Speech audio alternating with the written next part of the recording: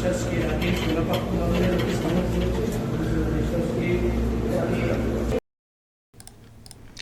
দর্শক দেখুন, পুলিশ কর্তা শান্তনুকে গ্রেপ্তারি করল ইডি। সোনাপাপ্পু মামলায় সকাল থেকে সিজিও কমপ্লেক্সে জিজ্ঞাসাবাদ চলছিল ডিসিপিকে। আর জাস্ট কিছুক্ষণ আগে এই খবর সামনে এসছে যে ওনাকে গ্রেপ্তার করা হয়েছে। প্রিয় দর্শক, আমি শফিকুল ইসলাম এবং আপনারা দেখছেন আরামবাগ টিভি। শান্তনু সিনহা বিশ্বাস পুলিশ কর্তা, বিরাট নেতা, যিনি বিতাড়িত মুখ্যমন্ত্রী মমতা বন্দ্যোপাধ্যায়কে মা বলতেন। মা আমাদের জন্য অনেক কিছু করেছেন, আরও অনেক কিছু করবেন, ওনাকে জেতাতে হবে এইসব বলতেন, প্রচার করতেন। সেই মাও ওনাকে বাঁচাতে পারলেন না, উনি কাস্টডিতে। আজকে উনি ইডি অফিসে গিয়েছিলেন, ওনাকে তলব করা হচ্ছিলই, উনি আসছিলেন না। তো ওনার বিরুদ্ধে সব নানান সব বিষয় ইস্যু হচ্ছিল, খোঁজ খবর নেওয়া ইত্যাদি। তো তারপর আজকে উনি হাজির হন। তো টানা একটা জেরা হয়েছে সকাল থেকে, আর রাতে খবরটা এসছে যে ওনাকে ধরে ফেলা হয়েছে। একেবারে ছায়াসঙ্গী থাকতেন, ছায়াসঙ্গী মমতা বন্দ্যোপাধ্যায়ের সঙ্গে।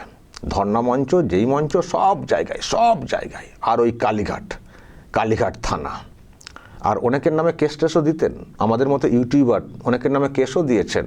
সব ওই দিদির নির্দেশ, বা দিদিকে সন্তুষ্ট করার জন্যে যাকে কেস দিলে এই করলে হয় উনি করতেন। আমার সম্পর্কে ওনাকে অনেক খোঁজ খবর নিয়েছিলেন। আমি একটা সময় হাজরাতে নানান সব মুভমেন্ট নিয়ে খবর করেছি, শুনেছি যে আমার সম্পর্কেও সব খোঁজ খবর নিয়েছিলেন। তবে উনি আমার নামে কেসটা দিতে পারেননি। কিন্তু অন্য ইউটিউবার আমি খুব ভালো করে জানি, শিবম নামে যে ইউটিউবার আছে, আমার খুব কাছের ছেলে, তার নামে কেস দেওয়া হয়েছিল।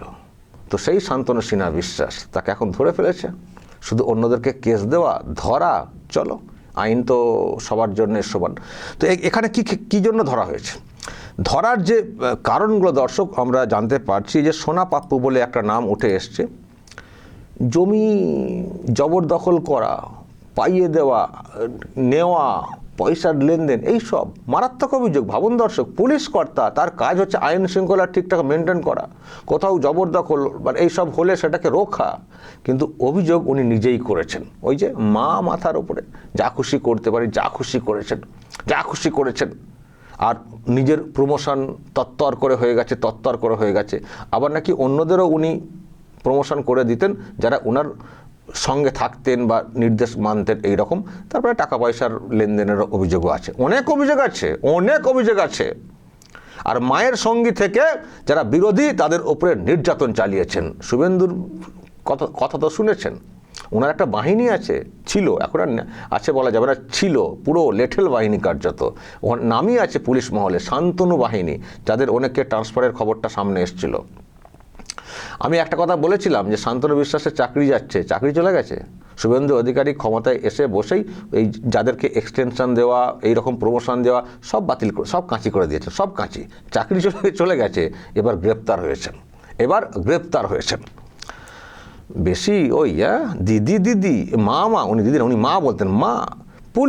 পুলিশের একটা ওয়েলফেয়ার বোর্ড আছে, সে ওয়েলফেয়ার বোর্ড পুলিশের যেটা নন পলিটিক্যাল থাকার কথা, তো সেখানে দেখতাম সব ওই মমতা ব্যানার্জির নামে প্রচার চলছে, তার ব্যানার, পোস্টার, এইসব নিয়ে ভেবেছিলেন যে সারা জীবন কেটে যাবে। বলেওছেন, শুনেছি অনেকের কাছে যে মমতা ব্যানার্জি থাকবেন, অনেক দিন থাকবেন। ওনারাও সেই ভরসায় ছিলেন। অনেক অভিযোগ এসছে, আরও সব পরে আসবে দেখতে পাবেন। এখন তো কাস্টডিতে নেওয়া হয়েছে, দেখবে সব সামনে আসছে। তো উনি অনেক চেষ্টা করেছেন মমতা ব্যানার্জিকে সন্তুষ্ট করে নিজের আখেরটা গোছানোর। তো এখন সরকার তো আর সেইটা নেই, এখন তো শুভেন্দুর সরকার না। কদিন আগে নিশ্চয়ই আপনাদের মনে আছে, যখন ইডি রেড করেছিল, তখন ওনার ছেলের মুখে একটা কথা শুনেছিলাম, সব শুভেন্দু করছেন। শুভেন্দু নামে অভিযোগ, বাবা এইসব কারচুপি করেছেন, দুর্নীতি করেছেন, তো এজেন্সি ধরবে, শুভেন্দুর দোষ। চলো, শুভেন্দু সরকার এসে গেছে, তবে এটা শুভেন্দুর ব্যাপার নয়, দেখতেই পাচ্ছেন ইডির ব্যাপার আছে। তো ঠিক আছে, ভাবুন, রাগটা শুভেন্দুর ওপরে, তাতে কি আপনাদের সব কি ক্ষমা হয়ে যাবে নাকি? দিদি তখন ক্ষমতায় ছিলেন, যা খুশি করতেন, অফিসের সামনে বাড়ির সামনে বসে আটকানোর চেষ্টা, রাজীব কুমার তাকেও বাঁচিয়েছিলেন। এবার আর কোনো চান্স নেই, যদি এইরকম পরিস্থিতি হয় আর কোনো অফিসারকে বাঁচানো, দিদি তার কোনো ক্ষমতাই নেই। কোথায় ক্ষমতা দেখছেন না, দিদি যেখানে যাচ্ছেন লোকজন চোর চোর চোর চোর করে চিৎকার করছেন। আজকে তো কলকাতা হাইকোর্টে গিয়েছিলেন, সে তো বিরাট চব্য, দেখবেন দর্শক যারা দেখেননি আমার খবর, সে চোর চোর করে সব হয়েছে। আবার এক জায়গায় বলেছেন আমাকে মেরেছে, সব নাকি ওকে মারতেইছে, সবাই নাকি মেরেই ফেলছেন, ওনাকে সব মেরেই ফেলছেন। তো যাই হোক, এই ছেলেকে, এক ছেলে মামা করতেন যেহেতু, বাঁচাতে পারলেন না ছেলেকে। কালীঘাটে ছেলে আবার এখন ইডির কাস্টডিতে, পারলেন না বাঁচাতে। আমি দুটো বিষয় আপনাদেরকে দেখাবো কেন এত কথা বলছি। কেন বলছি যে মমতা ব্যানার্জিকে খুবই করে চলতেন বা তার প্রচার করতেন কার্যত। আমি দুটো ভিডিও দেখাতে পারি, দুটো ভিডিও। এক তো ডিরেক্টলি ওইভাবে করতেন, আর পুলিশ কন্ট্রোল করতেন, সিভিকদেরকে কন্ট্রোল করতেন। প্রচুর রাগও আছে পুলিশের লোকেদের এই শান্তনু বিশ্বাসের ওপরে, প্রচুর রাগ আছে। আসলে নিয়ম মাফিক না চললে যা হয়, অনিয়ম হয়েছে অনেকের বিরুদ্ধে, প্রমোশন হয়নি, আটকে দেওয়া হয়েছে, উনি নেতা হয়ে গেছেন। মানে উনি হচ্ছেন ওই এলাকায় কালীঘাটে থাকতেন, এসিপি ডিসিপি এইসবে, কিন্তু ভাব তো ক্ষমতা তো সেই পুলিশ কমিশনার, কারণ ডিজির থেকে উপরে, এরকম টাইপের ভাব ছিল, প্রচণ্ড প্রভাব খাটাতেন। আর দিদিমণি তো ওইসব লোকেদের কিন্তু বেশি পাত্তা দিতেন, যারা অজ্ঞ, অল্প শিক্ষিত, অর্ধশিক্ষিত, কিন্তু আজ্ঞাবাহক হবেন, তাদেরকেই কাজে লাগাতে হবে না। শিক্ষিত ভদ্র ভালো অফিসার জায়গা পেতেন না তো ওনার কাছে, যেমন লেভেল তেমন খুঁজে নিতেন। রতন চেনে এই টাইপের, তো এরকম রতন একটা চিনেছিলেন, তো এখন ক্ষমতা চলে গেছে রতন কাস্টডিতে। তো আমি দর্শক আপনাদেরকে দুটো বিষয় একটু দেখাবো, শোনাবো, যে দিদিমণির হয়ে কীভাবে উনি কাজ করতেন, এর হয়ে মমতা ব্যানার্জির হয়ে প্রচার করতেন। কোথাও শাড়ি বিলোচ্ছেন, কোথাও বা দলের না সংগঠনের সাধারণ সভা হচ্ছে, সেখানে পুলিশের যারা কাজ করেন তাদেরকে আশ্বাস দিচ্ছেন মমতা ব্যানার্জির প্রতি আস্থা রাখতে। আমি দুটো বিষয় দেখাই। এটা একটা শাড়ি বন্টনের ভিডিও দর্শক এসেছিল সামনে, দিদি দিয়েছে, সব দিদি দিয়েছে বলে কীভাবে প্রচার করা হচ্ছিল ভোটের আগে, আর একটা ভোটের আগে আর কি। তো দেখুন কি বলছিলেন।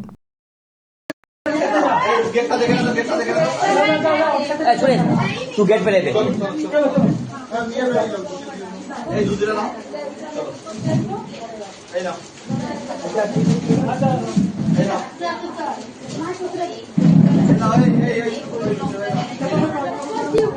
दीदी दिए दीदी सब दीदी दिए दीदी दे दीदी दिए दीदी सब दीदी दिए दीदी दे दीदी दिए दीदी सब दीदी दिए दीदी दे ले बा भाभी दीदी दे ले बा, याद रखिए बस।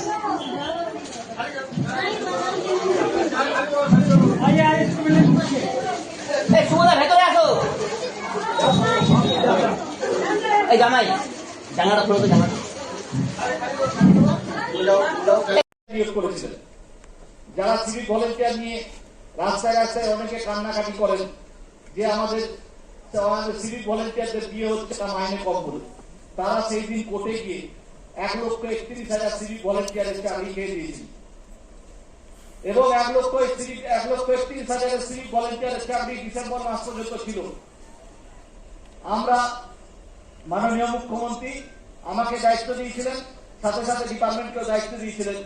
আমরা কেস লড়ে নিশিতা মাসতে মাননীয় চিফ জাস্টিস তখন ছিলেন, ওনার কোর্টে লড়াই করে সিভিক ভলেন্টিয়ারের চাকরিটাকে কেবলমাত্র 4টে থানা অ্যাপয়েন্টমেন্টে গন্ডগোল হয়েছিল, ইন্টারভিউতে গন্ডগোল হয়েছিল বলে 1,31,000 সিভিক ভলেন্টিয়ারের চাকরি চলে গেছিল। সেই কেস জিতে এসেছি। সুতরাং যারা কান্নাকাটি করছেন তাদেরকে বলবেন যে ভাই আবার আমাদের চাকরি খাওয়ার জন্য কারো সুপ্রিম কোর্টে গেছেন। আমরা যদি এতই আপনাদের দরদি হব, তাহলে ইলেকশন কমিশনে গিয়ে আমাদের বিরুদ্ধে কেন নালিশ করছেন যে আমাদের এইসব করতেন, পার্টি করতেন, পলিটিক্যাল কথার মতো কেস টেস ধরে মমতা ব্যানার্জি বাঁচিয়েছে। আরও অনেক কথা বলেছেন যে মমতা ব্যানার্জি দিল্লিতে টাকা আটকে আনার চেষ্টা করছেন, দিল্লি থেকে আমাদের এসব করে দেবে, আরও অনেক কথা। আমার সব ভিডিও এখন মনে পড়ছে না, দেখাতে পারছি না। এই রকম ওনার কাজকর্ম ছিল মমতা ব্যানার্জি বড় বড় ছবি লাগিয়ে প্রচার করা, ভবানী ভবন চত্বর থেকে শুরু করে, আর পুলিশদেরকে কন্ট্রোল করা, পুলিশের যাতে ক্ষোভ টোপ আছে সেগুলো যাতে প্রকাশ্যে না আসে, এইসব করে আস্থা ফেরানো। পুলিশদেরকে ঠান্ডা রাখতে হবে, এই দায়িত্বটা ওনাকে দেওয়া হয়েছিল, আর উনি ওই যে দায়িত্ব পালন করতেন, আর ওখান থেকে পুষিয়ে নিতেন। আর যেটা আগে দেখালাম, ভোটের আগে দিদি দিয়েছে যাতে করে ভোট ইয়াদ রাখ না, ভোটের সময় ভোটটা দিতে হবে, এই সব চলতো। এটা পুলিশের কাজ, শাড়ি বিলি করা, পুলিশের কাজ শাড়ি বিলি করা, এইসব করেছেন উনি দিদিকে সন্তুষ্ট রাখার জন্যে। এইসব করে হয়েছিল যে এইভাবেই কেটে যাবে, এইভাবেই কেটে যাবে। মাকে রাখতে হবে, আমাদের বলেছিলেন একটা কথা, আমার সেই বাইকটা এখন মনে পড়ছে না, মাকে রাখতে হবে, হ্যাঁ আমাদের জন্য অনেক কিছু করেছেন, আরও কিছু করবে। মা তো গেছেন ভোগে, মানে হেরে গেছেন, এখন ইনিও তো এখন কাস্টডিতে। চলো, ছেলে এখন এখানে কাস্টডিতে, আর মা এখন কালীঘাটে বসে চিন্তা করছেন হাই কী হলো, সব একটার পর একটা ধরা পড়ে যাচ্ছেন। সুজিত বসু অ্যারেস্টেড, শান্তনু সিনহা বিশ্বাস বড় উইকেট অ্যারেস্টেড, আরও অনেকে হবেন। আর এক্ষুনি আপনারা বলবেন পিসি ভাইপো কবে হবেন? হবে নিশ্চয়ই, ওয়েট করুন না। যেভাবে ধরপাকড় চলছে ফটাফট অ্যাকশন তো হবেই। শাহ এবং নরেন্দ্র মোদী বলেছেন না, সব চুন কারকে যেখানে যা সব দুর্নীতি যা রয়েছে সব ধরা হবে, ধরা হচ্ছে তো, ওয়েট করুন না। আগে এই দিকগুলো হোক না, আস্তে আস্তে জালটা গোটানো হোক না, তৃণমূল তো গুটিয়ে যাবেন, চিন্তা করবেন না। আজকে দেখলাম অভিষেক কী সব বলেছেন, আমি সেটা নিয়ে দেখছি পরে আসার। তো তৃণমূল করার লোক নেই, খোঁজে নিয়ে দেখবেন লোকালি। তারপর তো এইসব তো চলছেই, ধরপাকড় তো হচ্ছেই, অন্যায় করেছেন বলে পলিটিক্যালি ধরপাকড় না, কিন্তু এতদিন ধরা হচ্ছিল না, প্রভাব খাটিয়ে নিজেদেরকে বাঁচানোর চেষ্টা করতেন। আর উনি ওই যে বিতাড়িত মুখ্যমন্ত্রী যিনি সরতে চাইছিলেন না, তিনি দরজার সামনে বসে পড়তেন। এখন তো সেটা হচ্ছে না, এখন তো সেসব কথা তাকে শুনবেন না। এবার বসতে গেলে লাঠি দিয়ে পিটিয়ে সরিয়ে দিয়ে ধরে নিয়ে চলে আসবে এজেন্সি। তো ফলে আর রুখতে পারছেন না, এখন ফটাফট অ্যারেস্ট করা হচ্ছে। দর্শক বলবেন যা বলার অবশ্যই বলবেন, মতামত রাখবেন এবং নজর রাখবেন আরামবাগ টিভিতে।